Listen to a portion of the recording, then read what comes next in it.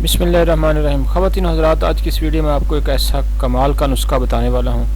ख़ास तौर पे जो नुस्खा ख़वातीन के लिए है, जो ख़वातीन हर वक्त थकी थकी रहती हैं, जिस्म में दर्दें रहती हैं, कोई काम करने को दिल नहीं करता और उठना उनके लिए महाल होता है। तो ऐसी औरतों के लिए एक लाजवाब एक कहवा आपको बताने लगा हूँ, और इसका इस्तेमाल सर्दियों में बहुत ज़्यादा अहमियत का हमल हो जाता है।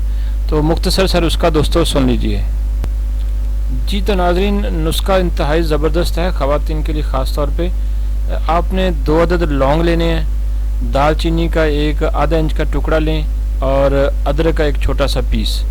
ठीक है जी, इन तीनों चीज़ों को 1 कप पानी उबलते हुए में डालें और 3 से 4 मिनट मैक्सिमम पकाएं इसको, और इसको नीम गर्म जो ना आप नोश फरमा लें, इसको पी लें। थोड़ा सी चीनी इसके अंदर डाल लें और थोड़ा सा दूध भी डाल सकते हैं टेस्ट बनाने के लिए।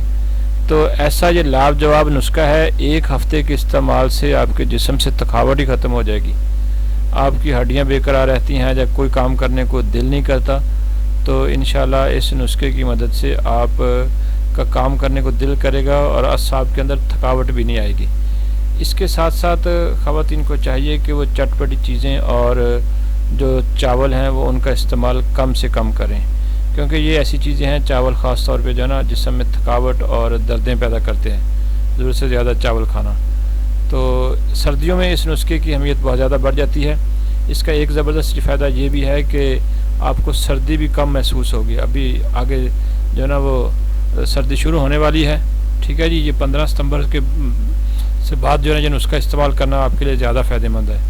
तो 15 से 20 दिन इस्तेमाल करने के बाद इसको छोड़ दें, फिर जब कभी ज़रूरत पड़े तो आप इसका इस्तेमाल कर सकते हैं। तो दोस्तों, अगर ये वीडियो आपको अच्छी लगे तो फिर हमारे चैनल को सब्सक्राइब कीजिए। अल्लाह हाफ़िज़।